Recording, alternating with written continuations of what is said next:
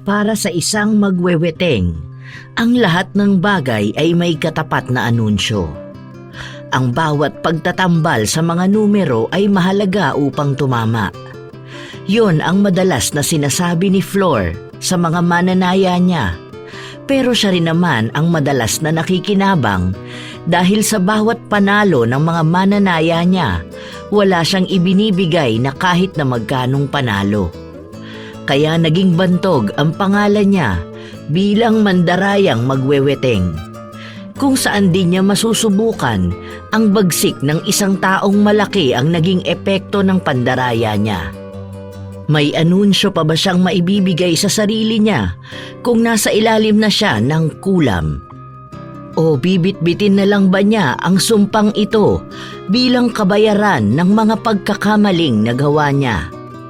Magandang tayaan niyang panaginip mo. Di ba, matandang babae na may pusa at aksidente. Pwede yan sa 4:18 o kaya 4:25. 4 ang anunsyo sa pusa, tapos 25 naman sa matandang babae o 18 para sa aksidente. Ano, magkano tatayaan mo ba? Tumanggi ang matandang babae na tumaya kay Flor. Sinabihan pa siya nitong mandaraya naman siya. Dahil kapag nananalo sila, hindi na nila makita si Flor o di kaya sinasabi nito na hindi siya nakapag-remit. Kaya kahit may nananalo na nagtaya sa kanya, walang nakukuha ang mga ito. Simula nun, kakaunti na lang ang tumataya sa kanya. Sikat siya sa kanilang lugar bilang mandarayang magweweteng. Ano ba naman yan? Ako ang nag-anunsyo, tapos hindi ka sa akin tataya? Ako pa talaga pinagbintangan mo mandaraya. Ay sige nga, nadaya na ba kita noon? Kaya hindi ka na nanalo eh. Ang sama na ugali mo. Sinasabi yun ni Flor habang naglalakad siya palayo. Tinitingnan niya pa ang mga listahan niya pero kakaunti lang ang tumaya sa kanya. Kaya mas lalo siyang nainis. Pagtigil niya sa tindahan, dumukot siya ng barya sa mga hawak niyang taya at bumili ng sigarilyo. Ilang saglit pa ay dumating ang isa pang magweweteng na si Junior. Ay bakla, balita ko, paldo ka kahapon ah. Magkano taya nung tumama kagabi? 50. Ang bait pa nga binigyan pa akong balato. Oo nga pala, hindi na naman kita nakita kanina. Hindi ka na naman nag-remit no? Hindi naman ako nagpataya ngayon ano. Mamaya na lang sigurong gabi. Napapagod ako. Alam mo na, matanda na. Sus, anong hindi ka nagpataya? Nagpunta ako sa bahay nila Susan, sa'yo daw siya tumaya. Alam mo, sa pandaraya mong ganyan, panigurado kung makakahanap ka ng makakatapat mo. Hinit-hit muna ni Flor ang sigarilyo. Matapos nito ay itinapon niya sa lapag para apakan. Sa kanya hinarap si Junior. Ikaw matandang bakla ka. Siguro, ikaw ang naninira sa akin sa mga mananaya, ano? Baka ikaw ang makahanap ng katapat dyan sa pagiging sugapa mo. Hoy, sugal ito. Huwag mo masyadong karirin. Ay, makaalis na nga. Panay pa ang salita ni Flor habang naglalakad siya pabalik sa bahay nila. Sa paglipas ng mga araw, naging matumal ang mga tumataya sa kanya. Matagal na niyang gawain ang pagpapataya sa weteng. Noon kasi, siya lang halos ang pinagtatayaan ng mga tao sa kanila hanggang sa dumating si Junior. Napapansin din kasi ng mga tao ang pagiging magulang niya kapag may tumatama. Minsan kulang-kulang ang pera na ibinibigay niya, pero mas madalas na wala siyang binibigay. Habang naglilibot-libot si Flor, napansin niya ang bagong lipat sa kanila. Be, bagong lipat lang kayo dito, di ba? Ah, opo Ale. Nung nakaraang araw lang po kami nakalipat dito ng asawa ko. May anak ka na ba? Ang bata mo pang tingnan ah. Ilang taon ka na ba? 30 na po ako, tapos yung anak ko magto 2 years old na po sa susunod na araw. Oh, talaga? Sakto yan. Baka hindi mo tayaan na weteng. Baka manalo ka pa. Di ba may panghanda ka pa? Hindi po kasi talaga ako tumataya ng ganyan, Ale. Pasensya na po ah. Saka po may trabaho naman ang asawa ko. Kahit paano makakalabas naman po kami. Saka hindi naman po kami naghahanda ng bongga. Ito naman, ngayon ka lang naman tataya eh. Subukan mo lang, wala namang mawawala. Tayaan mo, 2.20. Yan ang magandang anunsyo ngayon. Panay din kasi ang labas ng dos ngayon. Tapos hindi pa lumalabas yan. Subukan mo lang, kahit 50 lang. Tumanggi si Gina pero masyadong mapilit ang matanda kaya napilitan na lang siyang tumaya. Hindi naman siya umaasa na mananalo siya sa ganoong sugal at kahit noon pa man ay hindi na talaga siya tumataya. Aksaya lang kasi sa pera para sa kanya ang ganon. Pero para matigil si Flor ay inilabas niya ang huling pera niya na dapat ay ipambibili ng biskwit ng anak niya. Nang kinahapunan, kung saan lumabas na ang bola, ang taya ni Gina ang lumabas. Tuwang-tuwa si Flor dahil 15,000 yon. Uy! Ang sarap! Ang bango talaga ng pera! Oh, may pinatama ka na naman. Ano na naman kaya ang gagawin mo dyan? Ay, kawawa naman ang taong maloloko ng matandang to. Maging fair ka naman, Flor. Ibigay mo yan sa tumama. Hoy! Bago ka magsalita ng kung ano-ano, sana inalam mo muna kung sino ba ang tumaya. Akin to. Ako ang tumaya nito dahil anunsyo ko to nung nakaraan pa. Inaalagaan ko nga to eh. Manahimik kang panot na bakla ka ha? Inggit ka lang eh. Palibasa, mga tira-tira ng mga tumataya lang sa'yo na kukuha mo. Kita mo tong perang hawak ko ha? Gusto mo bang sampaling kita nito? Hoy, matanda ka rin.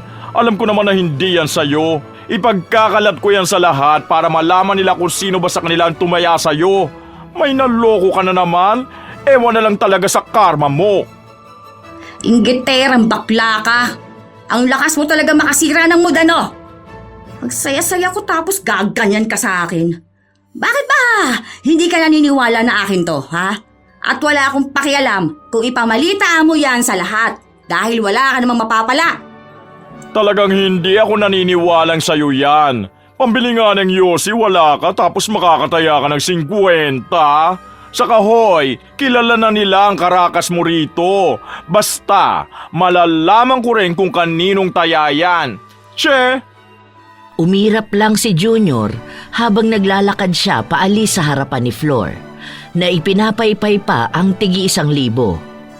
Umuwi na rin si Flor na may malawak na ngiti.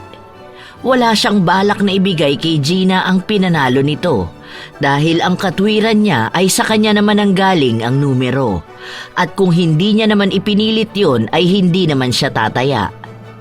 Kinabukasan, naggrocery si Flor. Hindi rin siya muna nagpataya dahil ayaw niyang balikan si Gina.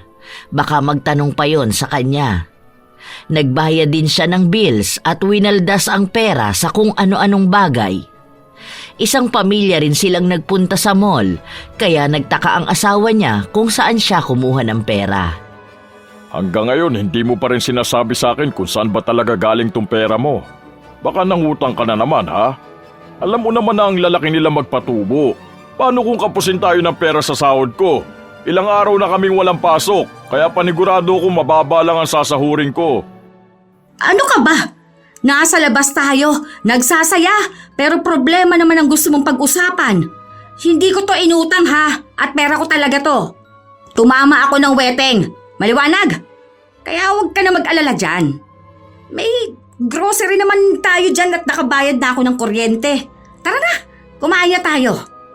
Sigurado ka bang sa'yo talaga yan? Oo nga. Ikaw, nagpapaniwala ka na sa mga tsismosong kapitbahay eh. Bakit ko naman itatakbo ang taya nila ha? Mga inggit lang yon kapag mas tumatama pa ako kaysa sa kanila. Tingnan mo nga kung nanloloko talaga ako.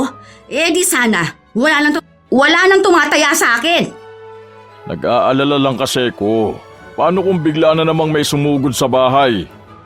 Ay, tumahimik ka na Jun. Kumain na tayo. Ang ganda-ganda ng araw natin, mas gusto mong sirain. Hindi na lang sumagot si June Matapos ang masaya nilang araw, umuwi na sila at doon ay naabutan nila si Gina na nag-aabang sa tapat ng bahay ni na Flor. Pinapasok muna ito ng pamilya niya bago niya hinarap ang bagong kapitbahay. Oh, anong problema? Bakit ka napasyal dito? Paano mo pala nalaman na dito ang bahay ko? Nagtanong-tanong ho ako. Kanina ko pa po kayo hinihintay kasi nabalitaan ko na lumabas daw yung numero na tinayaan ko kahapon. Baka po pwede ko nang makuha ang pera. Kailangan ko lang po magpadala sa bahay namin kasi yung tatay ko po na ospital. Anong numero? May tinayaan ka ba sa akin? Opo, yung 220 po. Anunsyo nyo para sa birthday ng anak ko. Kasi narinig ko kagabi na yun ang lumabas. Sandaling nag-isip si Flor. Kunwari pang may binabalikan siyang hindi niya masyadong maalala. Pero ang totoo ay humahanap lang siya ng maaari niyang maidahilan. 50 po yung tinaya ko sa inyo. Ang sabi sa akin nasa 15,000 daw po yun. Kukunin ko na po sana para mapaoperahan ko na si tatay. Yun ba? Hala, di ka naman tumama doon. Kasi hapon ka na tumaya sa akin. Dahil ngayon ang labas nung tinayaan mo. Kaso yung 220 kagabi yun. Mas naunang lumabas yun kesa sa pagramit ko. Nakaligtaan ko kasi. Pasensya ka na ha. Ay, ganun po ba? Kasi po narinig ko sa mga kapitbahay na may natanggap ka raw hong pera. Kaya nga po napapunta agad ako rito. Ay, halatang bago ka nga lang dito. Paano? Nagpapaniwala ka dyan sa mga kapitbahay nating tsismosa? Alam mo, mas magandang iwasan mo ang pagtambay sa labas. Kasi ganyan yan sila.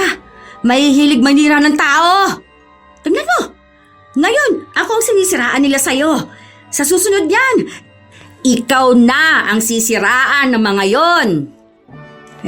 Kung gusto mo, tumaya ka na lang ulit ngayon para maihabol ko ang remit. Para tingnan natin kung anong lalabas bukas. Ay, ganun po ba? Wala na ho kasi akong pera Sige, pautangin kita. Magkano bang gusto mong itaya? Ay, hindi na po. Nakakahiya naman po sa inyo. Kabago-bago ko lang po rito, nangungutang na agad ako sa inyo. Kung ipansusugal ko lang din naman po ang uutangin ko, hindi na lang po. Baka wala pa po ako maipambayad sa inyo. Hindi na. Naawa ako sa'yo sa totoo lang. Para may ipang-opera din ang tatay mo. Eto, 50. Anong numero bang gusto mo tayaan? O gusto mo ba na mag-anunsyo ulit ako? Noong una ay nag-aalangan pa si Gina dahil hindi naman siya sanay na nangungutang siya ng pera sa ibang tao. Tapos ipansusugal niya pa ito. Ang kailangan niya ay pera na ipapadala sa pamilya niya. Pero napilit pa rin siya ni Flor, kaya tinayaan niya ang unang numero na pumasok sa utak niya. Kinabukasan, lumabas na naman yun, pero mas maliit ang taya niya dahil 20 lang ang ipinasok ni Flor.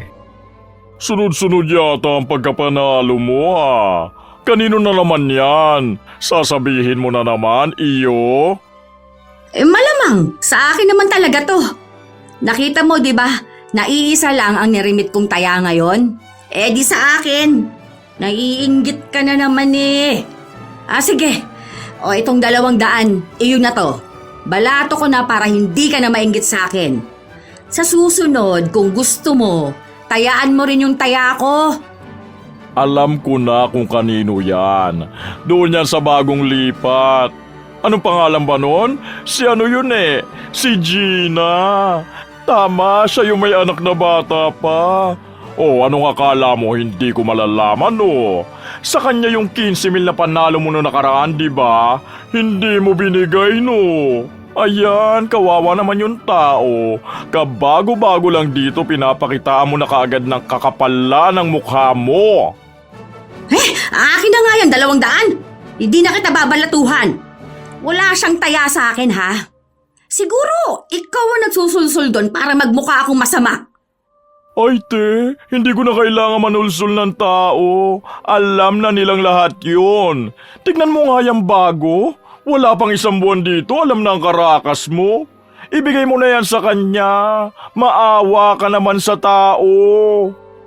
Pera ko to. Wala nga yung pera, paano siya tataya sa akin? Okay, basta ako ang magsasabi sa kanya. Huwag kang sugapa sa pera lalo na kung sa sugal yan. Bahala ka, ikaw rin. Tumatanda ka pa naman na. Baka sa susunod ikaw na ang pagsusugalan kasi ikaw na ang inaanunsyuhan. Leche! Hindi mo ako matatakot sa mga ganyan-ganyan mo, ha? Baka mas mauna ka pa sa akin, bakla ka! Tumawa lang si Junior na halatang nang aaral. Mabilis lang din na nakarating kay Gina ang balita dahil nagpunta siya kaagad sa bahay ng magweweteng. Ilang beses siyang kumakatok sa bahay pero hindi siya pinagbubuksan ng pinto. Ilang oras din na naghintay doon si Gina dahil ang akala niya ay walang tao. Nang sumapit ang gabi, umalis na rin ito dahil may inaalagaan pa siyang bata. Doon lang nakapagbukas ng ilaw ng bahay si Flor. Ano ba yun? Ang tiyaga naman nun masyado. Ang tagal niyang nakatambay sa labas, oh. Nakakagutom naman. Makabili na nga lang ng ulam sa labas. Hindi pa tuloy ako nakapagluto dahil hindi ko mabuksan ang ilaw. Inutusan ni Flor ang anak niyang kararating lang. Pinabili niya ito ng lutong ulam para bago dumating ang tatay nila ay nakahain na ang pagkain sa lamesa. Sakto naman na magkasabay na dumating ang mag-ama. Oh, andito ka na rin pala. Sandali lang, maghahain lang ako ng pagkain. Ano yung nabalitaan ko? Ano na namang balita? Ikaw kung kailan ka tumanda, saka ka naman nahilig sa pakikinig ng chismis. Yung bagong lipat dun malapit kina Joel. Yung si Gina. Tumaya daw yun sa'yo pero wala ka ibinigay sa kanya. Umaamin ka nga sa akin, Flor. Yung pera mo noong nakaraan, sa kanya ba dapat yun? Saka kaninang umaga daw meron din. Ay sus! Ano namang gagawin ko sa pera niya? Kung sa kanya talaga yon, sana, ibinigay ko na. Kaso hindi naman kanya, di ba? Sa akin yun eh. Ako ang tumayha nun. Saka yung kanina, akin din yun. Ay, sige nga, tanungin natin siya ngayon kung may itinaya ba siya sa akin. Oo, nagbigay siya ng numero niya. Wala naman siyang perang binigay sa akin. Masyado mo kasi pinakikinggan yung mga taong mahilig manira eh. Mas napaniwala ni Flor ang asawa niya dahil alam niya na siya pa rin naman ang pakikinggan nito. Mukhang tinutotoo na ni Junior ang mga sinabi niyang ipapakalat niya sa lahat ang mga ginagawa niya. Pero kahit na minsan ay hindi naman natakot si Flor. Mas kaya niyang panindigan ang mga panloloko niya. Malakas din ang loob niya dahil wala namang magsasampa ng kaso sa kanya. Dahil pare-parehas lang naman silang mali at sugal ang ginagawa nila. Kinabukasan, habang nagsasampay si Flor, biglang dumating si Gina. Bit-bit nito ang 2 taong gulang nitong anak. Magandang araw po, Aling Flor. Oh, anong ginagawa mo rito? Ayan ba yung anak mo? Ay, ang cute pala ano? Nagpunta po ako rito sa inyo kahapon kaso wala yatang tao. Oo. Umalis kasi kami kahapon. Nagpunta kami ng birthday. Anong ginagawa mo ba dito kahapon? May kailangan ka ba sa akin? O tataya ka ulit? Hindi pa ako magpapataya ngayon. Kaya baka sa susunod na araw na lang. Abala pa ako eh. Tingnan mo, ang dami kong labahin. Naaalala niyo po ba yung tinayaan ko nung nakaraang araw? May nakapagsabi po kasi sa akin na tumama raw po ako. Baka po pwede ko nang makuha. Kahapon pa po kasi naghihintay sa bahay eh. Kailangan ko pong magpadala. Yun na lang po kasi ang maaasahan ko sa ngayon. Yung asawa ko po kasi hindi kinakaya yung gastusin. Naaawa na nga po ako eh. Ang dami na niyang pinapasok na trabaho ngayon. Ay, yun ba? Yung inutang mo sa akin pera? Wala eh. Nagamit ko na yung panalo. Kasi sa akin naman yon, di ba? Inutang mo yung pera, sadyang nanalo lang. Pero alam naman nating parehas na kung hindi yun mananalo, hindi mo naman ako babayaran. Pinautang niyo po sa akin yun para makataya ako. Oo, yun na nga. Kaya nga, nung nanalo, sa akin napunta ang pera. Kasi nga, aking pera naman talaga yung pinataya mo. Hayaan mo. Hindi naman kita sisingilin na. Ay, sige na. Tara anak ko, marami pa akong labahin. Nagmamadaling umalis si Flor at agad na pumasok sa bahay nila. Nakaramdam pa siya ng inis dahil sa pagpapabalik-balik sa kanya ni Gina. Sa katunayan ay sa dami ng tao na naisahan niya, si Gina ang pinakamakulit. Makalipas ang ilang araw, naubos na ang pera ni Flor, kaya nagsimula na naman siyang magpataya. Pero wala na talaga ni isa ang gustong magpaubaya ng taya nila dahil na rin sa naging usap-usapan tungkol sa magkasunod na panalo ni Gina, pero wala man lang siya nakuha kahit na magkano. O ano? Wala na bang tumataya sa'yo? Bakit hindi ka na lang kasi ulit tumaya sa sarili mo? Total lagi ka namang kamong nananalo, di ba? Go! Itaya mo na yung anunsyo mo! Ay, try natin. Ano kayang anunsyo sa mandaraya at matanda? Huwag mo kong sinisimulan ngayon, Junior, ha? Sinabi ko sa'yo, baklang hukluban ka. Magkakagulo tayo ngayon. Ay, wow! Nanakot pa ngayon. Ibang klase talaga, no? Alam ko naman na ikaw ang nagpapakalat ng fake news. Sa bagay, wala ka namang may kukwento sa buhay mo, kundi kung paano ka maging bakla at paano ka perahan ng mga lalaki. Kaya tuwan-tuwa ka kapag pinag-uusapan yung buhay ko. Hoy, makinig ka nga maigi sa mga sinasabi mo. Bakit naman namin pag-aaksayan ng oras ang buhay mo? Saka hindi yun fake news at lalong hindi yun chika-chika lang. Totoo naman daraya ka eh. Hindi mo ibinibigay sa mga tumatama ang pera nila. Wag ako. Sa tagal mo nang ginagawa yan, lahat na nang narito alam yan eh. Kawawa nga si Gina. Kinailangan ng pera nung tao, kinuha mo pa? Anong nangyari? Ayun, natsugi ang pudra niya. Sana naagapan pa kung nakapagpadala siya ng pera. Kaso kinamkam mo. Hindi ko kasalanan na namatay ang tatay niya. Ako bang doktor, ha? Bakit sa akin mo isisisi na wala siyang naipang-opera doon? Sumugal siya. Ano ang asahan niya? Paano kung hindi siya nanalo? Hindi rin naman siya mapapa-opera. Ayun na nga, kung hindi sana siya tumaya, hindi siya asa na may magiging pera siya. Kaso tumaya siya tapos tumama pa. Kasalanan mo pa rin yon. Umiinit ang tensyon sa dalawang magweweteng dahil sa sagutan nilang dalawa. Pilit na sinisisi ni Junior si Flor dahil sa pag-angkin nito ng pera na pinatama ni Gina. Pero pinagpipilitan naman ng matandang babae na wala siyang kinalaman sa kamalasan na dinanas ng pamilya ni Gina. Umiinit na rin ang ulo ni Flor kaya nasisigawan na niya ang kausap niya. Tanging si Junior na lang ang tumigil sa pagsasalita at umalis. Dahil kahit naman pagtalunan pa nila yun, wala naman na silang mababago sa nakaraan. Naubos na ni Flor ang pera at hindi na naipa-opera ang tatay ni Gina. Habang naglilibot si Flor at naghahanap ng mananaya, nakita niya si Gina na nagwawalis sa labas ng bahay nila. Nilapitan niya ito at tinanong kung tataya. Nakikiramay ako sa nangyari sa tatay mo, Gina. Gusto mo bang tayaan yan? Mas maganda yan, baka lumabas pa. Hindi na po. Ayoko na pong tumaya. Saan ka ba natatakot? Hayaan mo kasi ang sinasabi ng ibang tao tungkol sa akin. Masyado kang nagpapa-apekto sa kanila.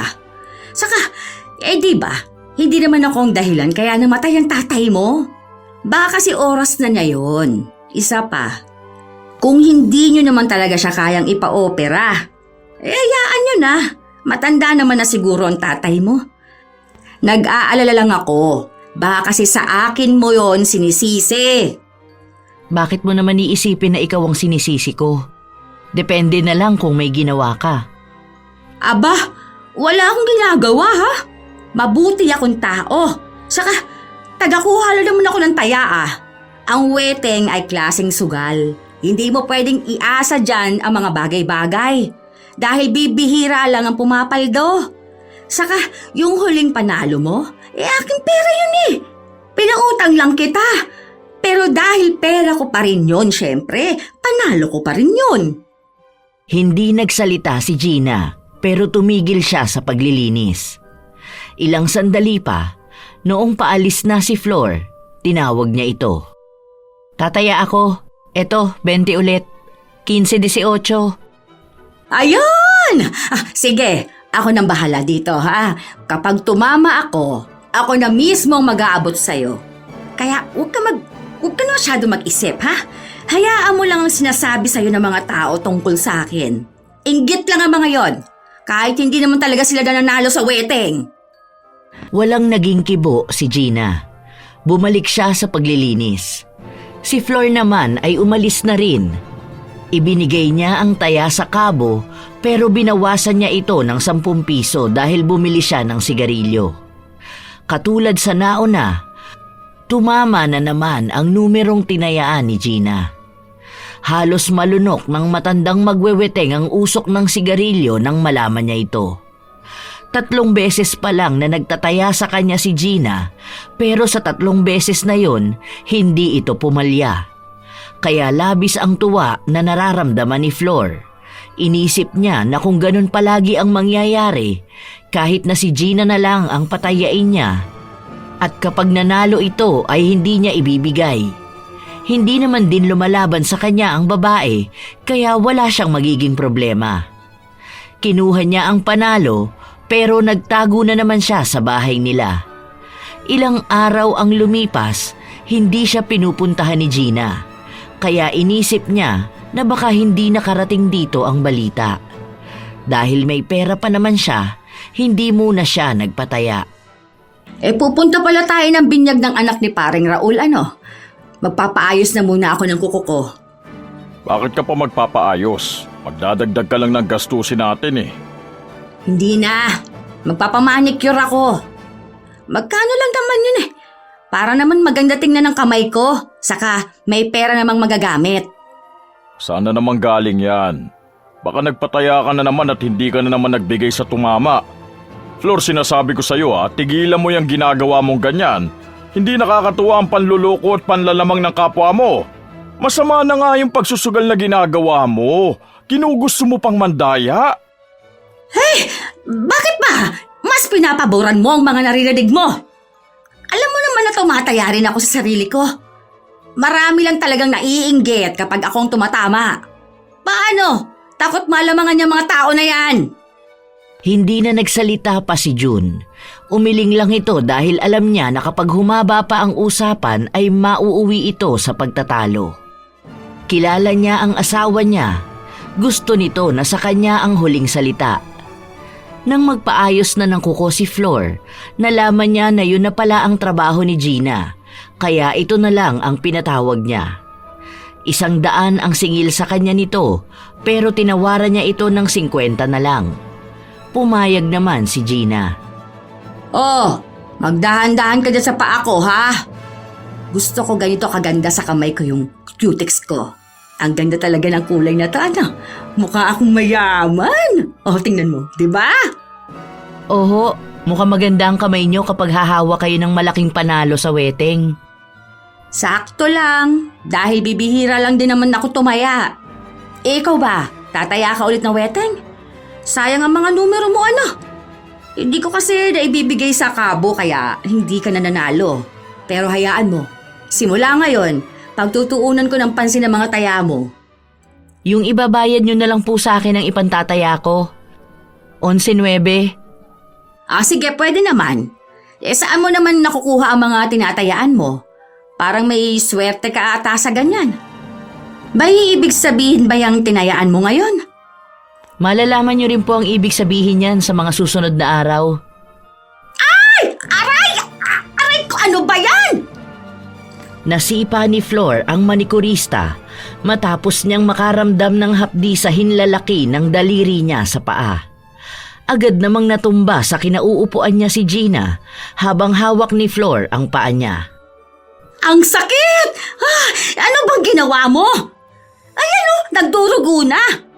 Ang tanga mo naman. Sinabihan na kitang huwag mong kutkutin! Na-murder mo pa ang kuko ko! Nakakainis naman talaga! Ay, nakakagigil ka! Baka masipa kita dyan! Pasensya na ho kayo, Aling Flor. Hindi ko po sinasadya. Kailangan lang po kasi talagang matanggal yung ingrown nyo. Ang tigas din po kasi. Akin na po, gamutin ko na lang. Hindi na! Huwag mo nang kutkutin ha! Kunting linis lang sa labas tapos lagyan mo ng cutex. Mamaya mamangga pa to, aalis pa naman ako. Ayusin mo naman ha! Nagbabayad naman na maayos. Ganyan ka ba sa mga customer mo rito? Baka wala na magpalinis sa'yo niyan. Hindi naman po. Ngayon lang ako nakasugat. Saka pangalawa pa lang po kayong nalilinisan ko.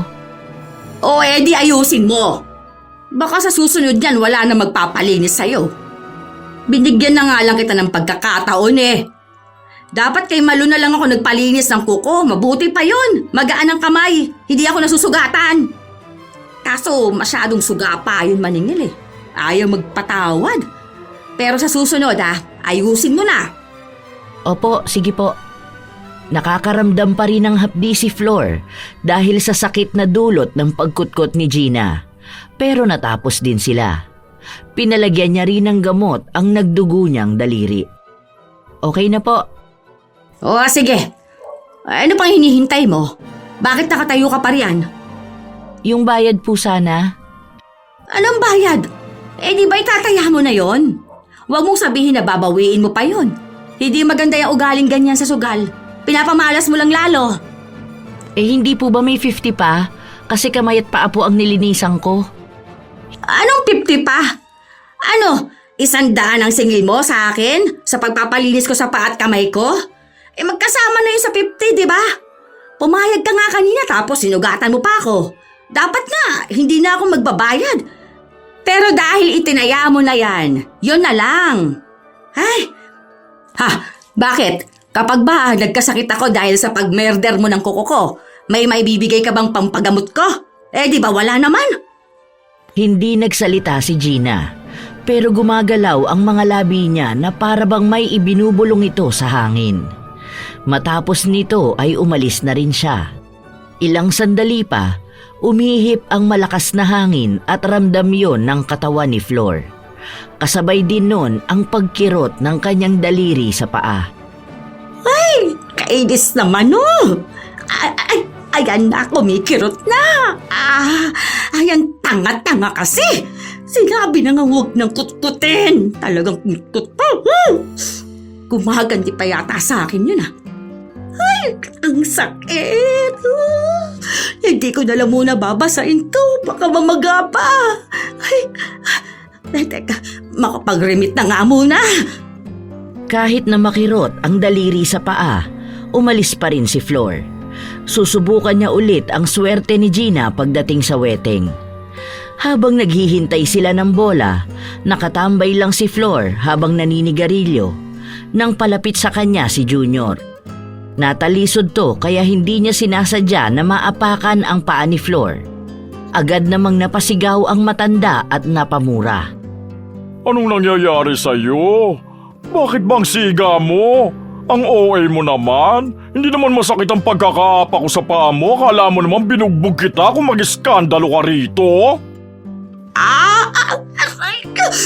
Kung ikaw kaya apakan ko pagkatapos ng murder ng kuko mo.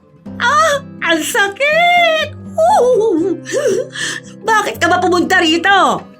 Sana doon ko na lang sa mga kamaritas mo. Pupunta-punta ka rito para lang magdagdag ng sakit. Wala na to. Mamaya nito mamamaga na tong paa ko. Parehas lang kay ni Gina na hindi nag-iisip.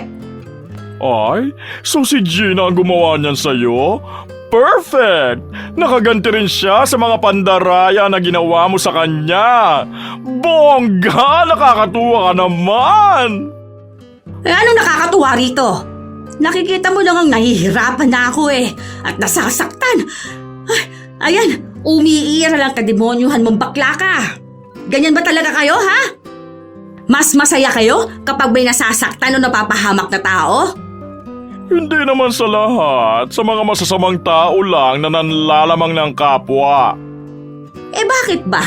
Inggit na inggit kayo sa akin, ha? Dahil ba palagi akong tumatama sa wedding? Correction, hindi ikaw ang tumatama. Kinukuha mo lang ang pera. Magkaiba yun, te. Sana aware ka. Di gawin nyo rin para hindi kayo naiinggit. Hayaan mo, kapag nanalo ako mamaya, babalatuhan kita para may maibigay ka sa lalaki mo. Ang tanda-tanda mo na ganyan ka pa rin. Quits lang tayo. Matanda ka na rin naman pero ganyan ka pa. Dapat magbago ka na. Bahala ka. Sa impyerno ka talaga pupunta. Buti pa ako sa rainbow. Duh! Umambalang si Flor na susuntukin ng kausap pero agad din naman itong umalis. Naiwan siya na puno ng inis at sakit. Mas lalong kumikirot ang sugat sa daliri niya. Alam niya na mas lalala pa ito lalo na at naapakan. Matapos ang bola, tumama na naman ang numerong tinayaan ni Gina. Sobrang tuwa ni Flor. Kahit na kumikirot ang daliri niya sa paa ay hindi niya napigilan na lumundag. Pinakita niya pa kay Junior ang pera na hawak niya na umalis na rin kaagad. Hindi niya bibigyan ng pera si Gina. Iniisip niya na kapag nagpunta yon sa bahay nila, sasabihin na lang niya na hindi siya nakapagbigay sa kabo dahil masakit ang paa niya dulot ng pagkutkot nito. Wala naman din tong malalaman dahil wala naman siya sa lugar na yon. Kung magsasabi man si Junior, madali lang niya itong mababaliktad. Isa pa ay maaari niya ring isisi kay Gina ang sakit na nararamdaman niya.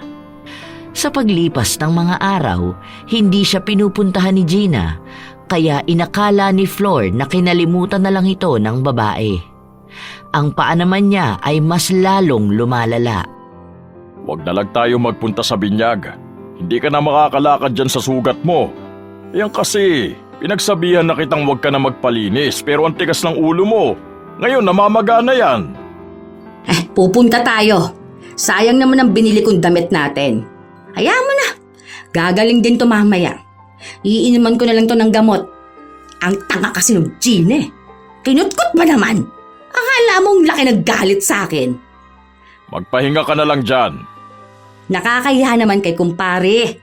Nung nakaraan niya pa sa atin sinasabi yung binyag ng anak nila eh. Tapos hindi man lang tayo magpapakita. Ako na lang ang pupunta para maibigay ko regalo. Babalik na lang kaagad ako. Kesa naman ganyan ka. Ika ka maglakad. Pinagtalunan pa ng mag-asawa ang pag-alis nila. Pero sa huli ay si Flor pa rin ang nagwagi. Ininuman niya ng gamot ang sugat niya para mawala ang kirot nito. Nabigyan naman siya ng kaunting lunas. 11:00 natapos ang binyag, kaya nagpunta na sila sa reception. Pagpunta nila doon, agad na napaupo si Flor.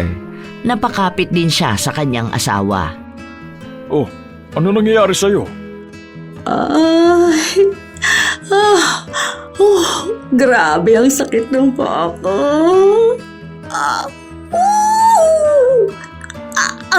Ang sakit!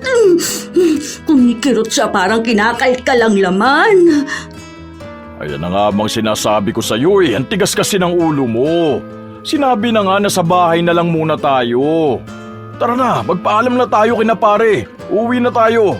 Ano ba kasi ang pinaggagawa mo sa sarili mo, Flor? Pinigilan pa ni Flor ang asawa niya pero hindi na niya ito nasundan pa. Marami kasing tao.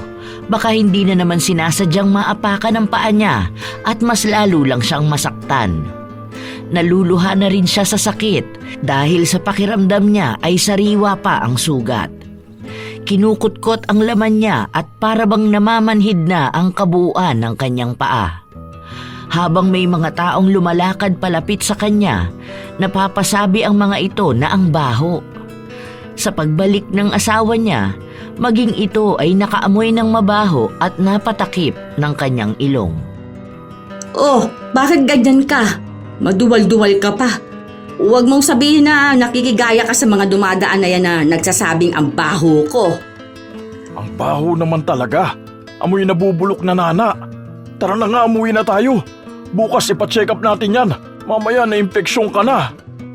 Habang inaalalayan siya ng asawa niya, hindi nito napipigilan na maduwal. Samantalang hindi naman naaamoy ni Flor ang sarili niya. Inaaway niya pa si June dahil naiirita siya sa pagduwal nito at pagtatakip ng ilong.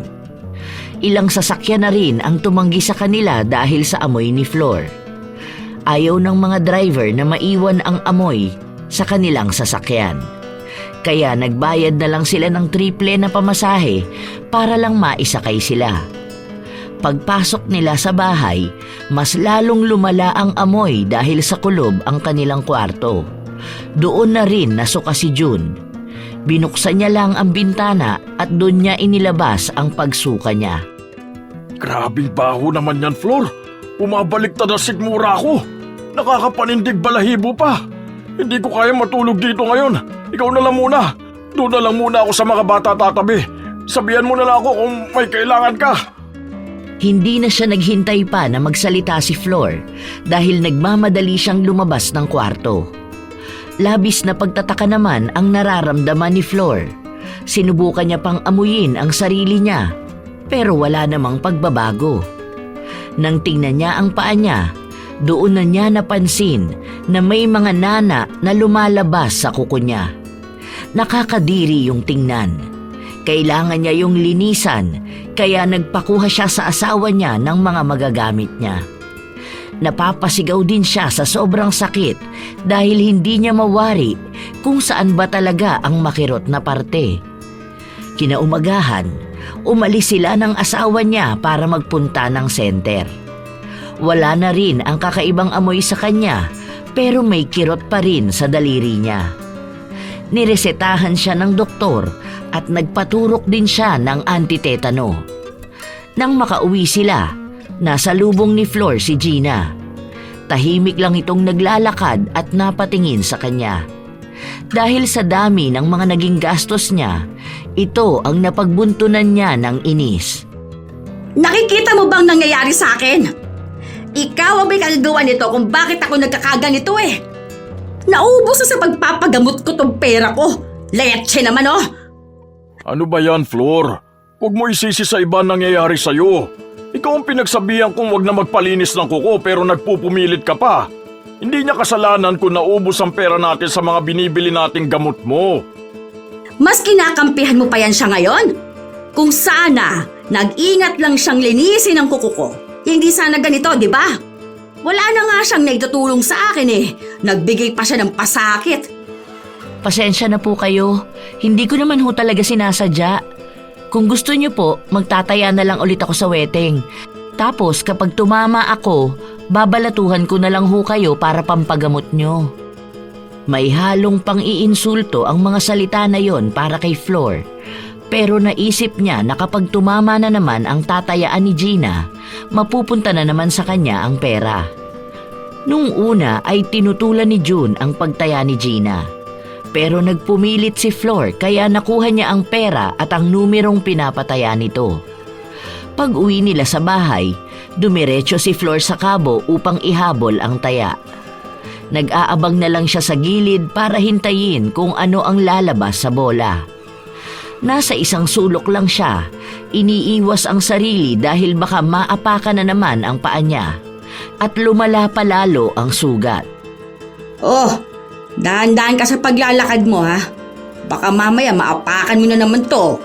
Kung kailan pagaling na nga eh, papasakitin mo na naman. Ay grabe, lumala na pala yan. Alam mo, may nabalitaan ako sa mga tricycle driver. Nangyari daw yun kahapon eh. Alam mo na ba yun? Ano? Yung tungkol na naman ba sa akin yan? Yung ayaw nila akong pasakayin dahil sa kaartehan nila? Tumpak! Dahil daw ang baho mo. Totoo kaya yun? Naaamoy mo bang mabaho ako? Nakatahimik lang si Junior. Sinusubukan na amuyin si Flor pero wala naman siyang maamoy na mabaho. Ilang saglit pa, pagpatak ng 11:00, umihip ang malakas na hangin papunta kay Junior. Doon na bumaliktad ang sikmura niya dahil sa napakasangsang na amoy. Yak! Ikaw ba yung naamoy kong bulok? Nakakadiri naman pala talaga! Hindi naman ako mabaho Baka yung bulok na naaamoy mo Yang nabubulok ng ugali. Hindi na napigilan pa ni Junior na tumakbo palayo. Hindi niya matiis ang ganong klase ng amoy. Nung nakuha na ni Flor ang perang naipanalo sa taya ni Gina, umuwi na rin siya. Pero bawat tao na masasalubong niya ay iniiwasan siya. Iika-ika na rin siya kung maglakad dahil kada tapak niya ay kumikirot ang sugat sa daliri niya. Napapansin niya rin na umaagos ang nanaroon. Pagpasok sa bahay niya, napatakbo palayo ang anak niya at napatakip ng ilong. Dapat ay sabay-sabay silang kakain ng tanghalian pero hindi masikmura ng mga tao sa bahay nila ang nangangamoy na sugat ni Flor. Ano ba kasing naaamoy nila sa akin? Hindi naman ako mabaho Ay, ito na namang nagnanaknak na naman ang sugat ko. Aray, ang sakit na naman. Ay, bakit ba ganitong oras to nagkakaganito? Muling nilinisan ni Flor ang sugat niya. Nagpabili na rin siya ng gamot dahil nauubos na ito sa kalalagay niya. Pero nagpapatuloy ito sa pagnanaknak na parang tubig lang na umaagos. Hindi yun tumigil at mas lalo lang ding kumikirot. Kahit na inuman niya yon ng gamot ay hindi nawawala. Mas lalo pa nga siyang nakakaramdam ng sakit kapag nilalapatan niya yon ng gamot. Ay, Diyos ko po. Ano ba naman itong nararamdaman ko? Sobrang sakit talaga. Hindi ko na kinakaya. Parang hinahalukay naman ang laman ko. Kahit ilang gamot pa inumin ko, hindi na talaga ito mga talab. Ano ba naman to? Patuloy na umiiyak si Flor dahil sa samot-saring sakit na nararamdaman niya. Ang pera na nakuha niya kanina ay mabilis lang ding naubos. Nakakaramdaman siya ng pagod, hindi niya magawang makatulog dahil nararamdaman niya ang bawat pagkirot. Gusto man siyang lapitan ng asawa niya, hindi naman ito kinakaya ang baho na umaalingasaw mula sa sugat niya. Kahit nga sa labas lang ng pinto ay naaamoy pa rin ito. Lumipas ang mga oras at sumapit ang 9:00. Tumigil ang agos ng nana sa sugat niya at kahit na paano ay nababawasan ang pagkirot.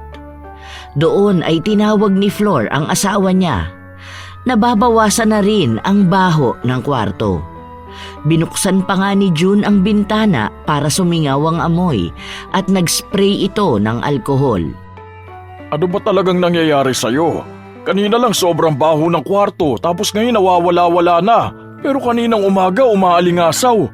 Bakit pa nagkakaganyan ka? Hindi ko rin alam kung ano bang nangyayari. Mali ko ba rito? Sugat lang naman to pero halos pagdusahan ko. Ilang gamot na nilagay ko Kulang na lang laklakin ko na iba't ibang painkillers dyan na para lang mawala tong sakit na to. Ilang araw na ako mukhang baldado. Hindi naman gumagaling. Nakakapagtaka. Napapansin ko na tuwing 11:00 umaatake yan. Tapos nawawala naman ng 9:00.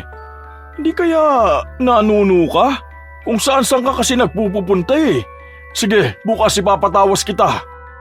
Ipapatawas mo ko? Bakit ka nagpapaniwala sa mga albularyo na yon? Mamaya peperahan lang tayo nun tapos magbibigay ng peking impormasyon. Ipa-opera ko na kaya to? Baka lumala pa to at maputol pa. Tingnan mo, nangingitim na ang kuko ko. Pati tong daliri ko. Bakit ba ako minamalas ng ganito? Kasalanan talaga to ni Gina Kung nag-ingat lang sana siya. Kapag ako talaga gumaling, gagantihan ko yun. Ayan ka na naman. Panay ka na naman ganti sa taong wala namang ginagawang masama sa'yo. Ayan mo, bukas malalaman natin kung ano ba talaga yan. Huwag mo na isisi sa kung sino-sino ang mga nangyayari sa'yo. Nananahimik yung tao Hindi pa rin tuluyang nawawala ang sakit ng paa ni Flor. Pero kahit na paano ay nagawa na niyang makatulog. Paggising niya kinabukasan, wala ang asawa niya. Ang sabi ng mga anak niya ay nagpunta ito sa albularyo. Lumabas naman siya ng bahay kung saan nakita niya si Gina sa hindi kalayuan. Bitbit nito ang manicure set niya.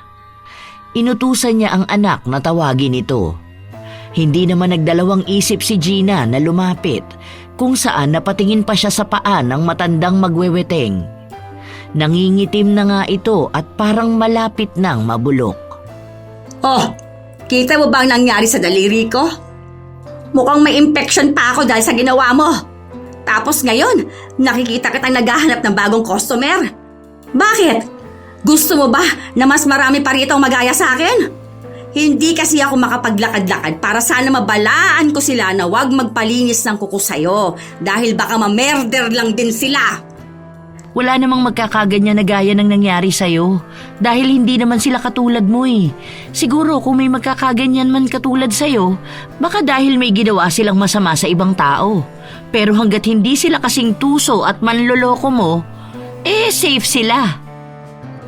Ngayon, inaamin mong sa'yo talaga ng galing to. Gumaganti ka ba sa akin?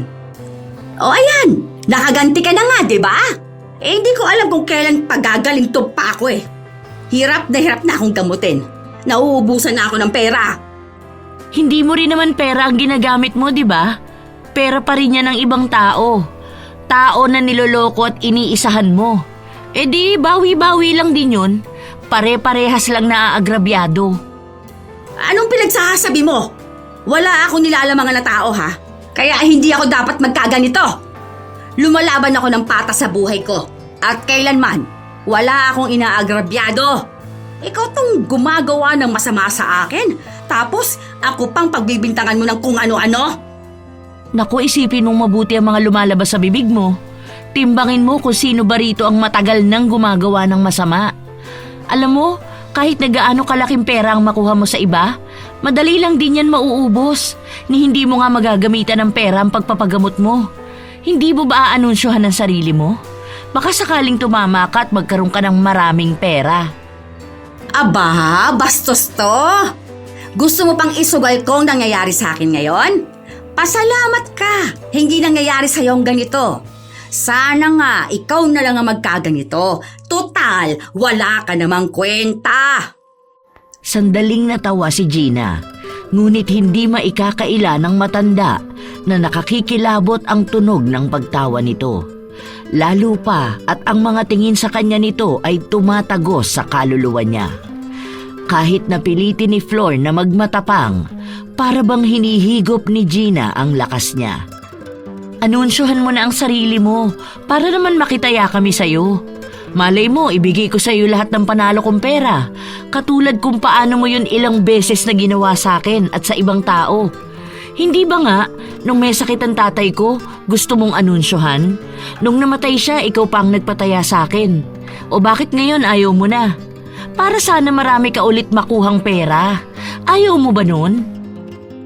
Lumayo ka nga sa akin. Nagdadala ka ng malas dito. Kumatok ka nga sa kahoy. Baka mamaya kung anong mangyari sa akin. Ay sabi ka ba ng demonyo? At ganyan ka magsalita? Pati ang tingin mo, dahil pang may malaki akong naging kasalanan sa'yo. Meron naman talaga, di ba? Nung may sakit si tatay, kailangan ko ng pera, pero tinaguan mo ko. Nung namatay siya, kailangan ko ng ipapadala, pero anong ginawa mo? Inangkin mo pa rin yung panalo ko. Ngayon na bumabalik na sa'yo ang mga yun, bakit para namang takot na takot ka masyado? Hayaan mo, hindi ka naman kaagad susunod sa tatay ko. Marami ka pang maaabutan na anunsyo. Yun nga lang, mahihirapan ka na ng mas matagal. Hindi na nakapagsalita pa si Flor dahil umalis na rin sa harapan niya ang kausap. Dinig niya pa ang pagtawa nitong nakakikilabot. Dahil sa takot niya ay napa-sign of the cross na lang siya. Hindi niya mawari kung anong kababalaghan ba ang bumabalot kay Gina. Nang dumating ang mga kaparehas na oras, ay gano'n na lang din ang lala ng sakit na nararamdaman ni Flor. Hindi na rin niya napipigilan na sumigaw, Parang ang gusto na niyang ipaputol ang daliri niya sa paa para lang matanggal ang sakit na yon. Nang makauwi ang asawa niya, naabutan siya nito sa kwarto na hindi tumitigil sa pag-iyak. Inasikaso siya ng asawa niya. Pinainom siya ng erbal na gamot galing sa albularyo. Pero sa halip na gumaling ay mas lalo lang lumala ang sakit na nararamdaman niya. Panay na siya sigaw para lang mailabas ang nararamdaman niya. Naipatawas na kita. Ang sabi sa akin may kumukulam daw sa'yo. Tinanong ko nga kung sino pero hindi raw niya makilala. Ang alam niya lang, may malaking galito sa'yo. Sinusubukan niyang labanan ng mangkukulam pero masyadong malakas. Hindi lang daw basta pangungulam ang kaya nun. Dahil parang ipinamana na sa kanya yung kapangyarihan na yun. Ano, sabihin mo sa akin kung sino ba sa tingin mo maaaring gumawa nito sa'yo? Hindi ko alam. Wala naman akong nakakaaway. Pakiramdam ko dun yan sa mga pagpapataya mo ng weteng eh. Sinabi ko naman kasi sa'yo dati pa na tigilan mo na yan. Dahil dyan ka mapapahamak. O tignan mo ngayon. Hindi makapag-isip ng maayos si Flor, pero ang una niyang binanggit ay si Junior.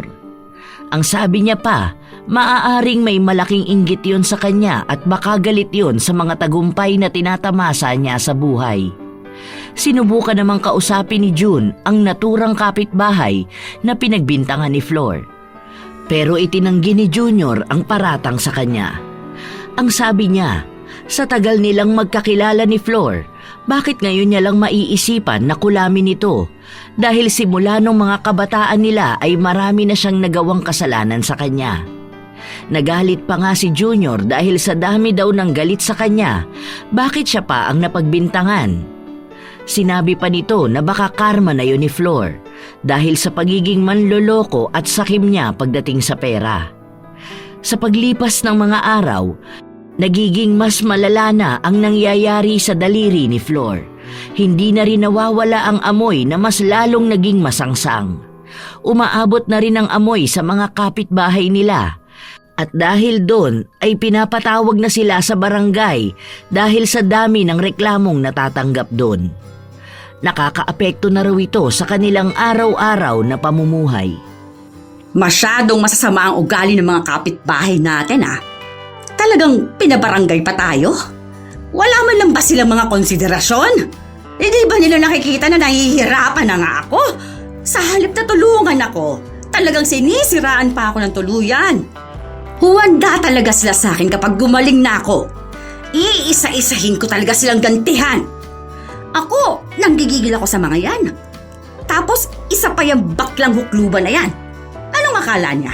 Hindi ko malalaman na siya ang nagpapakalat ng chismis sa akin? Sinabi niya pa na pinagbibintangan siya. Totoo naman talaga na siyang nagpakulam sa akin. Nahihirapan na rin kami sa nangyayari sa'yo, Flor. Lalo na ang mga bata. Hindi na rin nila kinakaya ang amoy mo. Kaya yan, si Bunso nagkakasakit na. Tapos ayaw na rin nila halos pumasok sa school dahil sa panunukso ng mga kaklase nila. Anong gusto mong gawin ko? Nahihirapan na nga ako rito. Teka, huwag mong sabihin paaalisin mo na ako sa bahay katulad ng sinasabi ng mga tao sa paligid natin. Pati ba naman ikaw? Susukuan mo ako? Hindi naman sa ganoon. Tutulong naman ng barangay na makahanap ng lilipatan mo. Doon sa malayo sa mga tao para habang nagpapagaling ka, walang naaapektuhan. Isipin mo rin ang mga bata. Hindi! Hindi ako aalis dito. Maging ako nahihirapan na kung alam niyo lang nararamdaman ko. Sobrang kirot ng sugat ko. Namamanhid na rin pati hita ko. Huwag niyo naman akong ipagtabuyan na para lang akong isang baboy. Intindihin niyo rin naman ako. Iniintindi ka naman namin. Para lang din sa mga anak natin to. Hanggat hindi pa natin nalalaman kung paano natin matitigil ang sumpa na meron ka. Hindi natin alam kung sino ang kumulam sa'yo. Hindi umimik si Flor. Masama pa rin ang loob niya dahil hindi niya matanggap na para lang siyang isang basura sa paningin ng pamilya niya at pinandidirihan ng mga taong nakapaligid sa kanya. Habang nagmumuni-muni siya, biglang pumasok sa utak niya si Gina. Sinabi niya sa asawa niya na kung hindi si Junior ang kumulam sa kanya, maaaring si Gina yon. Bakit ba hindi ka naniniwala sa akin na si Gina ang may pakanaan ng mga to? Kaya pala, kakaibang pakiramdam ko sa babae na yun eh. May masama pala talaga siyang intensyon sa akin. Bakit naman niya gagawin yan sa'yo? Ano bang ginawa mo sa kanya? Wala akong ginawa sa kanya. Alam niya yan. Baka nagagalit yan sa akin dahil sa inggit. Nagpapaniwala kasi sa chismis ng mga tao sa paligid eh. Mangkukulam yon. Ramdam na ramdam ko. Pag-iling lang ang tanging naging tugon ni June. Matapos ang pag-uusap nila na yon ay pinuntahan niya si Gina. Kinausap niya ito. Hindi kumibo ang babae. Hindi niya inamin at hindi niya rin naman itinanggi. Kaya nakisuyo si June kung pwede niyang kausapin si Flor upang magkaroon ng linaw ang misteryosong sakit ng asawa niya. Sumama naman sa kanya si Gina, kung saan halos lahat ng mga kapitbahay nila ay nakatingin sa kanila. May mga bulong-bulungan pa na hindi pinansin ni June. Kahit na hindi niya sabihin, nakakaramdam siya ng sakit dahil sa mga salitang naririnig niya tungkol sa kanyang asawa. Nang makapasok sila sa loob, tanging si Gina lang ang walang pakialam sa mabahong amoy na nanggagaling sa sugat ni Flor. Oh, anong ginagawa mo rito? Bakit naman isinama mo pa yan dito, June? Mas lalo mo lang pinapakita sa kanilang nangyari sa akin eh. Baka mamaya may gawin na naman siyang pangungulam sa akin. Akala ko pa naman nagbago ka na dahil sa nangyayari sa'yo, pero wala ka pa rin palang pinagkatandaan. Nakita mo na? Kaya pala may pasaring yung mga salita mo sa akin noon. May iba ka palang ibig sabihin. Ngayon, aminin mo na kung bakit mo to ginawa sa akin. Hindi sumagot si Gina. Nilingon niya lang si June matapos na magsalita ito at nagtanong kung ano ba talaga ang tunay na dahilan upang umabot sila sa ganito. Si Flor naman ay panay ang daldal at sisi sa babae. Pinagmumumura niya rin ito at isinusumpa, pero baliwala ang mga salita na yon kay Gina. Hindi siya naaapektuhan ng kahit na anong panlalait sa kanya. Palayasin mo yan sa bahay natin. Demonyo yan! Kaya dapat sa kanya sinusunog!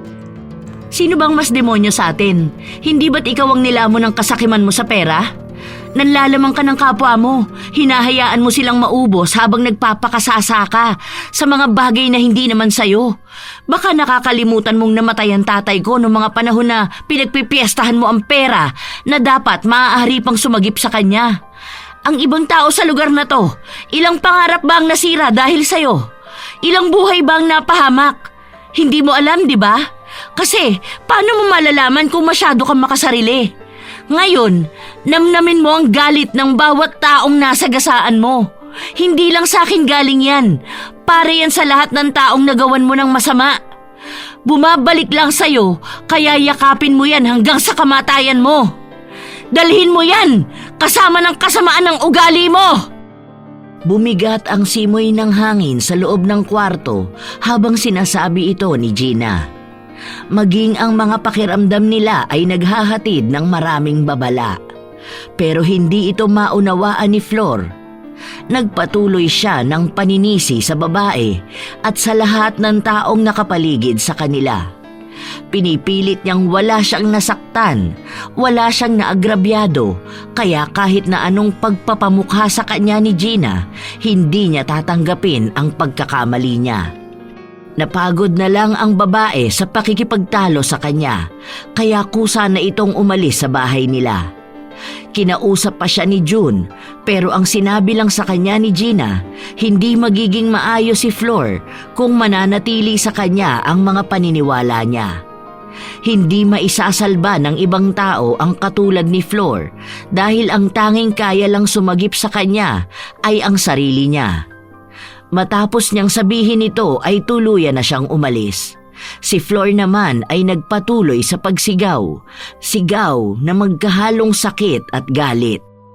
Mga walang hiya kayong lahat! Sinisigurado ko sa inyo, nagagaling ako at iisa-isahin ko rin kayong kulaming lahat. Pinagkakaisahan niyo ako. Anong akala nyo? Wala kayong magiging karma? Wala akong ginawa sa inyong masama. Mga lintik kayo! Gagantihan ko kayo! Maghintay kayo! Dinig ng mga kapitbahay ang sigaw niya at ang pagmumura niya. Nagtitipon din ang mga yon para mag-usap-usap. Nakikita yon ng mga anak ni Flor, kaya naaawa ang tatay nila sa dinaranas nilang hiya. Malaki ang nagiging epekto nito sa kanila, pero ayaw naman siyang pakinggan ng asawa niya. Pinagpipilitan ni Flor na hindi siya nagkamali kahit na minsan. Wala siyang nilamangang tao, kaya bakit siya hihingi ng tawad sa mga yon? Umabot ng gabi ang panay na sigaw at pagmumura ni Flor hanggang sa pinuntahan sila ng barangay kung saan binigyan sila ng 2 araw na palugit. Kung hindi daw nila ililipat si Flor ng bahay, katulad sa napag-usapan sa barangay, sapilitan nila itong kukunin. Dahil sa dami din ng reklamo ng mga kapitbahay sa pambubulabog niya ng sigaw sa kahit na anong oras. Flor, tumigil ka na sa kasisigaw mo. Anong oras na? Nakakaistorbo na sa lahat, pati sa mga bata. Natutroma na sila sa ginagawa mo. May pagbabanta na rin sa barangay. Sa ayaw at sa gusto mo, bukas na bukas lilipat ka na dun sa bahay na bigay ni Kap. Doon ka na muna hanggat wala pa tayo naiisip na paraan para mapagaling ka. Mga walang hiya talaga! Hindi ako papayag na doon ako titira. Alam ko na mukhang bahay ng baboy yon. Bakit kasi hindi mo ako pinagtanggol? Alam naman nating si Gina ang may kagagawa ng mga to. Dapat siyang kinukulong dahil mangkukulam siya. Pinagtatanggol kita. Kung alam mo lang kung paano ka namin ipagtanggol ng mga anak mo. Pero hindi ka namin kayang ipaglaban kung kami na mismo nakakakita ng mali mo. Malaki ang naging pagkukulang ko sa pamilya natin.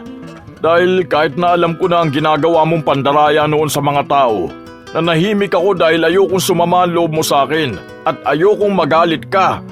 Pero siguro nga, tama lang na bigyan ka ng leksyon para ikaw mismo makarealize ng mga pagkakamali mo. Hindi sa lahat ng oras nasa tabi mo kami para ipaglaban ka. Dahil kung ikaw mismo ang gumagawa na ikasisira mo, mapapagod talaga kaming ayusin ka. Hindi ko na kayang linisin lahat ng kalat mo. Baka siguro kapag malayo na kami sa'yo, doon mo lang malalaman kung ano ba mga nagawa mong mali. Katulad ka na nila. Pare-parehas na kayong lahat na hindi ako maintindihan. Ngayon, nakikinig ka na sa kanila na para bang ako talagang may mali. Dahil meron ka naman talagang mali. Naalala mo ba nung itinakas mo yung pera na pinatama mo? Manganganak noon ang asawa ni Paring Hernan, pero hindi mo binigay ang pera. Doon nagsimula yun, di ba?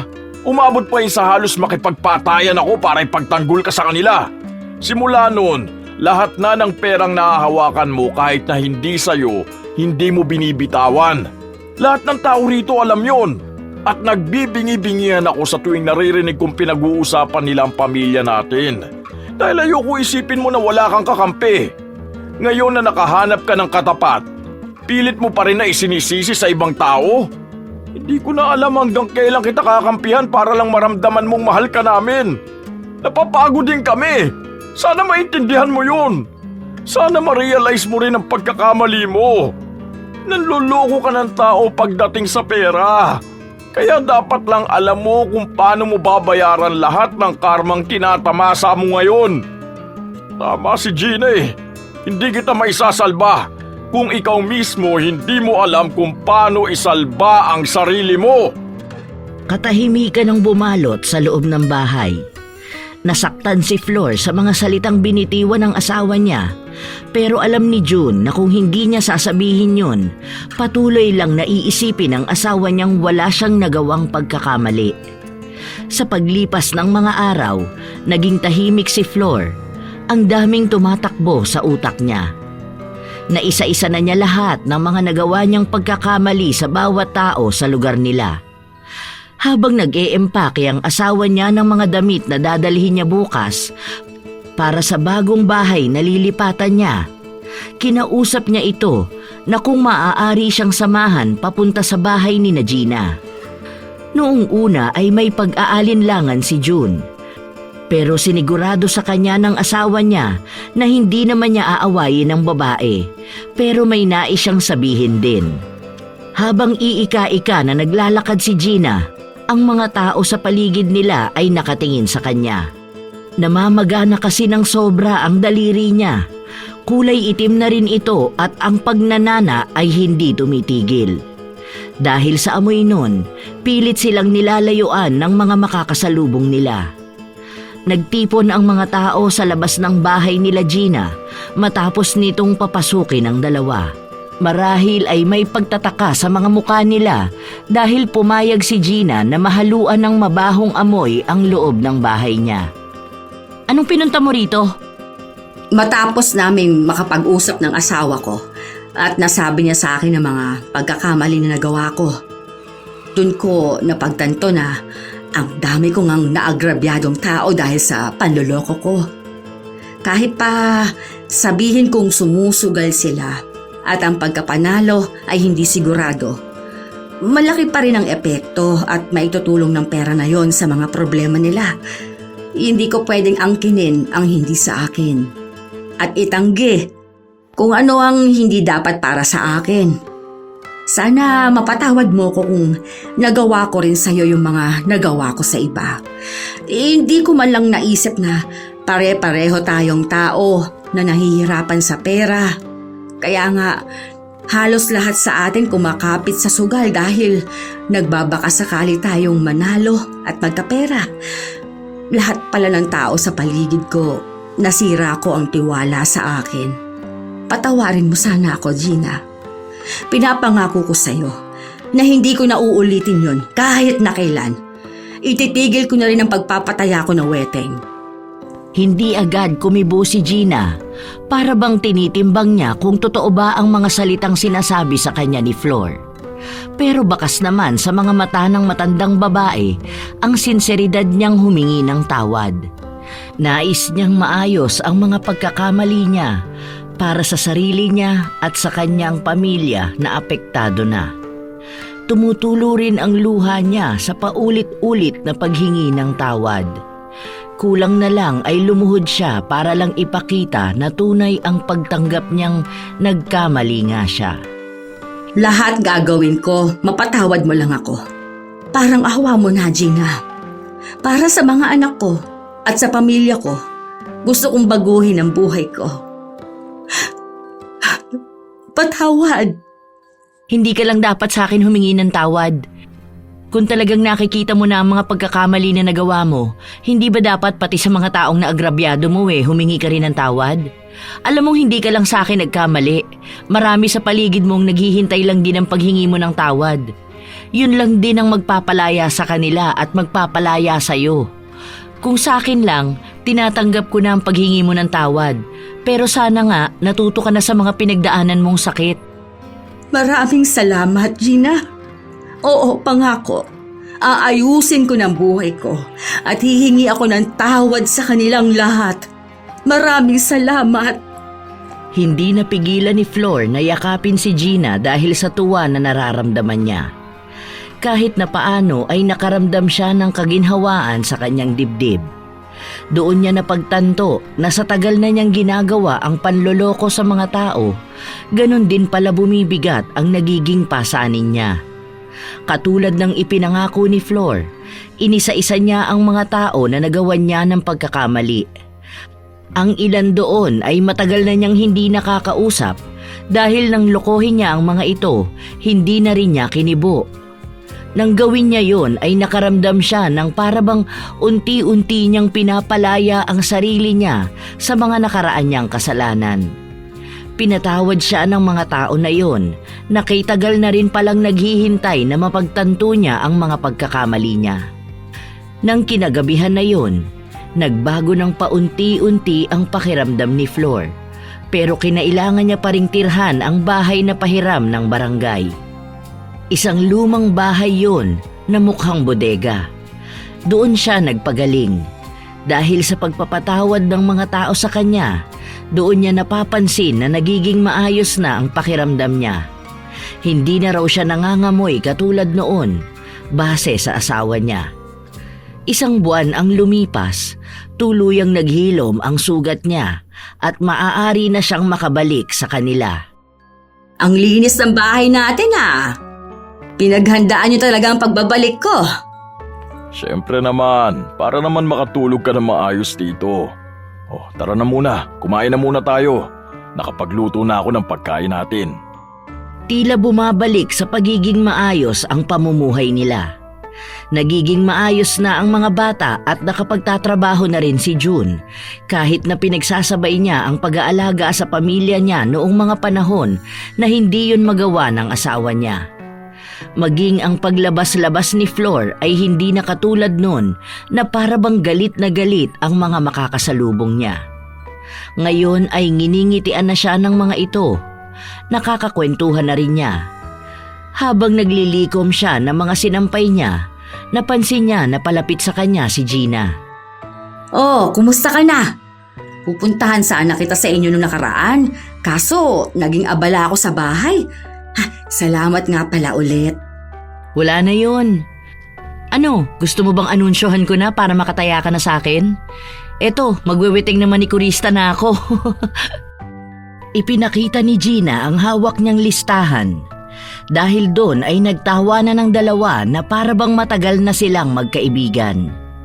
Ngayong nilisa na ni Flor ang linya ng weteng, may bago namang tao na papalit sa kanya.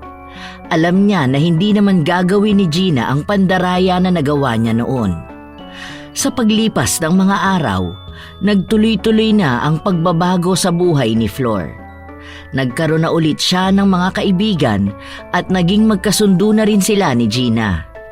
Naging malaking aral kay Flor ang mga pinagdaanan niya upang maitanim sa isipan na kailanman ay hindi maganda ang naidudulot sa isang tao na ang tanging inuuna ay ang panloloko. Mas magaan ang pakiramdam at mas malaya pa ring makakagalaw ang taong may malinis na konsensya.